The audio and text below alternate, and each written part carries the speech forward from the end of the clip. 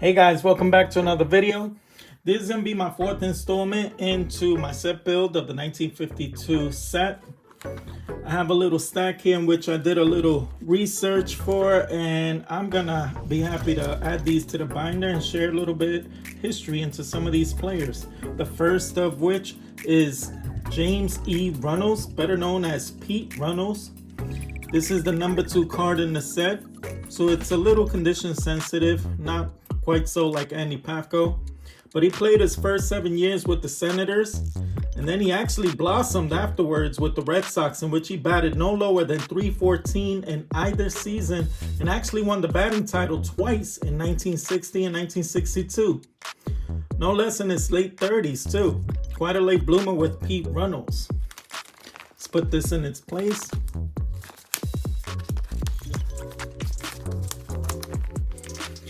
And then next up, I have a gift which Blue Rock TV gave me last year.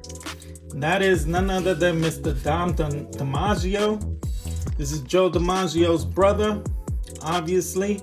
And Dom DiMaggio, this is a cool looking card. It's a shot of him like a cameo cut with his signature specs, which helped allude to his nickname of the Little Professor. His number 22 card there.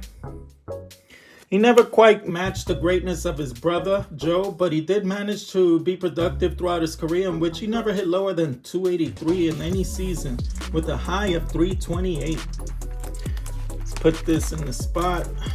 I believe it goes right here for 22.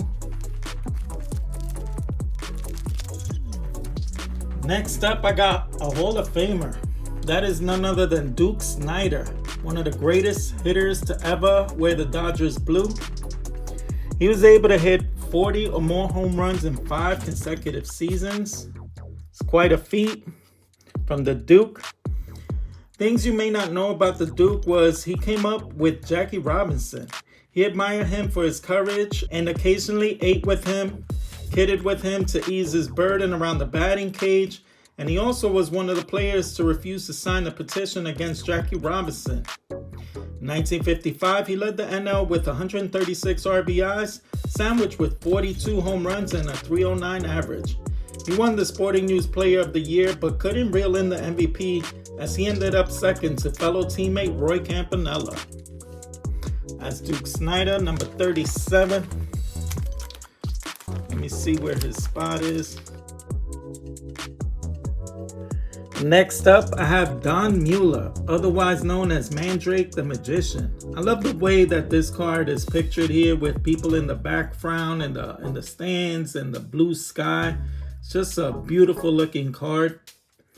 So Don credited his ability to hit balls through the holes in the defense to his dad, who was an outfielder for the Pirates in 1922 to 1926. He taught Don how to grip the bat for better control, and he pitched him corn kernels while Don swung at them with a broomstick handle, helping to fine-tune his depth perception. In 1954, his ability was on full display as he hit .342 while leading the league in hits. He was very valued for his bat-to-ball ability as the Giants were moving away from their lumberjack style of hitting, and this suited Don Mueller perfectly. This is number 52, so let's check out where the 52 slot is. I think it's right here. Yep, that's 50. It's 52.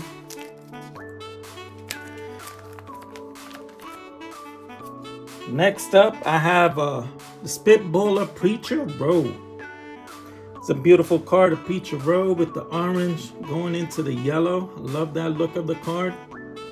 He admitted to throwing a fastball, curve, changeup, slider, and screwball, but he never mentioned anything about a spitball. When hitters complained to the umps and the umps asked for the ball, Rowe would roll the ball to the plate, or if the ump ordered Campanella to show the ball, he would mishandle the ball, drop it on the floor, and step on it to erase the evidence. After Preacher retired, he would admit to throwing the spitball. This is number 66. Let's put this in its spot. Next up, I have the superb defensive catcher, Wes Westrum. the beautiful golden looking card with the background yellowed browned out, his cheeks, his bright golden look to him. He wasn't known much for his bat, but stayed on the field for defense as he garnered back-to-back All-Star selections in 1952 and 1953. He was also noted for being on the inaugural Sports Illustrated cover along with Eddie Matthews. So now you know who's on that cover with Eddie Matthews. It's Wes Westrum. Let's put him, he's number 75. And next up, I have Earl Torgerson here from the Boston Braves. Just check out this picture with the bat coming at you. Looks like it was shot over by the cliffs or something. Look at the telephone pole over there, the wiring. I don't know where this was, but it's over by the coast or the mountains or something, and it's very unique. Definitely nothing to say baseball other than his uniform in the back. Now, Earl Torgerson was a fierce competitor, so much so he got into lots of fights, like in 1948 in the City Series game between the Boston Braves and the Boston Red Sox. Billy Hitchcock, who played for the Red Sox, let me put this down. He played for the Red Sox, and he got tangled up with Earl as he returned to first. When it happened once again, it was no coincidence, so Earl simply smashed him in the mouth, causing a bench-clearing brawl. He would have his glasses broken because of the fight, and he learned to take them off moving forward. And how about in 1950, where he was hit in the ribs by Cliff Chambers in a game. In the very next game, Chambers came in to pitch again and whiffed one over Earl's head. So after a little drawing back and forth, Earl removed his glasses and another bench-clearing brawl commenced as he charged him out. And then in 1952, Torgerson's backswing hit Giants catcher Sal Evars on the shin guard. After Earl lined the single, Sal picked up the bat resting near him and he slammed the handle on the dirt, causing it to shatter. When Earl learned of the broken bat after the inning ended, he sprinted across the field into the opposing dugout, punching Evars in the eye, causing it to swell. And once again, the bench is cleared. It's safe to say that you shouldn't mess around with Earl Torgerson. Next up, I have Maury Martin. This guy's best season could be encapsulated on the back of this card, though, as he went 11-4. He wasn't a good pitcher. He actually played for 6 ball clubs, and with either of the 6 ball clubs, he really didn't do well with any of them. He actually walked more hitters than he struck out, but he actually won more games than he lost. His best accomplishments, though, weren't on the field. It was actually before he was a ball player in World War II, in which he survived the beaches of Normandy, the Battle of the Bulge, and the Remagen Bridge. He was a combat engineer, and he was building things on the front line the enemy did not want built. Twice during the war, he was hit by enemy fire, earning him 2 Purple Hearts. And he actually had 4 battle stars and an oak leaf cluster. Now, those are some accomplishments from Maury Martin. Next up, I have Clarence Cuddles Marshall. He had a short 4-year career, which started with the Yankees. He actually holds the honor of starting the Yankees' first ever night game. He also won a championship with them in 1949. And he actually remembers once, while he was like 8 or 9 years old, idolizing Lou Gehrig as he exclaimed to his mother, "One day I'm going to play for the Yankees and play in the World Series." And he sure did make those dreams come true in 1949. Now, if you're wondering how he received his nickname of Cuddles, a reporter overheard players like Joe Page talking about how girls wanted to cuddle Marshall like a teddy bear. Thus, the reporter used Cuddles in the pages whenever they wrote about Clarence Marshall. This is 174. Let's move ahead here. Next up, I have Orestes Minoso. Very beautiful rookie card of his. This card actually has like some creasing or wrinkle right here, but it didn't break the color, so it actually looks pretty sharp with the corners. It has fair centering. Does have a little stain here. Really love this pickup here. It is miscut on the top, as you can see a little bit of the next card coming over, but overall I'm really happy with this example. If I remember correctly, I think I paid $100 for it, so I was real happy with the look of this card. Now, Orestes Minoso actually is called Mini Minoso. Nothing new to anyone that knows anything about baseball and baseball cards, but one thing I didn't know was how he received his nickname. And it came from an odd story in which his struggles with the English language and his name intertwined during his first visit to the dentist. While waiting in the waiting room to be seen, the dentist called out for Minnie, who was his receptionist. And Minnie Minoso assumed that the dentist mispronounced his last name, so he just headed on in. And ever since then, the name stuck as Minnie Minoso. So it was actually the receptionist's name, and that's how he got his name, Minnie Minoso. That was something I just learned, and that was pretty cool. Let's do a little swapping around here. Next up, I have Ned Garver. This is a pretty unique picture of Ned Garver. You rarely see black in the background for a card that uses color, but with the browns, the blacks, I guess they tried to make usage of the black print from the cap. And it's a dark card to say the least, but it's a cool picture of him taking a little wind-up pose for the camera.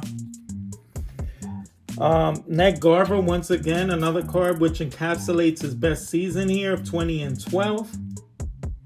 Out of the 33 games started that year, 24 weren't for a complete game. And he was runner-up for the MVP that year in 51, and he lost out he was second place to Yogi Berra that year. And the sad truth was he probably deserved the award more than Yogi that year because he did a lot more with less as opposed to Yogi, who played on a squad. And he actually won all those games, 20 games, for a team that lost 100 games. Unfortunately for Ned, he actually pitched for horrible teams throughout his career, which prevented him from probably ending up with a better career overall. And he was known for being one of the most cagiest and cerebral pitchers of his time, Ned Garver. So let's just fill out some of these pages with these 200 cards. This card right here is number 291, so I'll just fill up a few cards here. Next up, I have Johnny Hopp, who is a 4-time World Series champion, twice with St. Louis and twice with the Yankees. With St. Louis, he won in 42 and 44, and with the Yankees, he won 50 and 51. Hopp was a career 296 hitter who played all 3 outfield spots and first. Though he played in 4 World Series, he came up very small in them with a batting average of 160. Hey, at least he could say he's a 4-time World Series champ, Johnny Hopp. Next up, I have Clyde McCullough, who didn't have quite an illustrious career, and he did manage to play 15 years in the league. His best year happened to be encapsulated with this the stats on the back here. He was most notable for an off-the-field thing where he picked up 3 hitchhikers on a day trying to get back to their childhood farm, and 2 of those young gentlemen were William Bass, who was the author of James Dean's biography, which was the other hitchhiker. 2 of 3 hitchhikers, James Dean and William Bass. That's honestly one of the things he's most famous for, and he was in their biography. Clyde McCullough.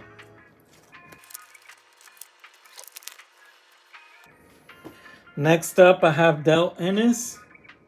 Del Ennis had quite a career for the Phillies. He was the power and the main run producer for the famed Whiz Kids, who won the NL pennant in 1950. He reached career highs in home runs with 31 and RBIs, which led the league, and he chipped in with the .311 average that year.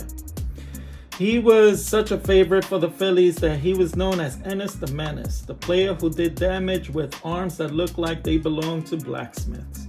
Dale Ennis with a beautiful picture of him there. Let's put him in the next page. And lastly, this is the last card I have to slide into this binder, is Vic Wertz, who was a very productive player wherever he played, most notably in 1954, where he played for the Cleveland Indians and helped them reach the World Series. As you could tell, very nice stats on the back there. 27 home runs, 285 average. In the first game of that World Series in 1954, his first at bat, he hit a 420-foot triple to right. His next at bat, he hit a 400-foot double to left center, followed by 2 more singles in the game. Then he had one last at bat left, which made it the most famous at bat in the game. He hit a 450-foot bomb to the nether reaches of the Polo Grounds, well over the head of center fielder Willie Mays, who eventually tracked it down. Willie Mays is probably the only man on the planet that could make a play, such a heroic play like that. And he ended up stealing the headlines from Vic Wertz, as he was noted to have the catch heard around the world, basically. And Vic Wertz would have to slide back into the shadows of the game. So now you know Vic Wertz is the man who hit that ball to Willie Mays with the behind the back basket catch and spin around throw to second. Vic Wertz. So that'll conclude this video. I hope you enjoyed it as much as I enjoyed putting this binder together with 14 more cards. Stay tuned for my next installment, number 5. I'll try to get to work on that one sooner than later. But until the next one, I'm going to wish everyone happy hunting when it comes to cards. I want everyone to stay safe, be blessed, and I'll see you on the next one. Bye.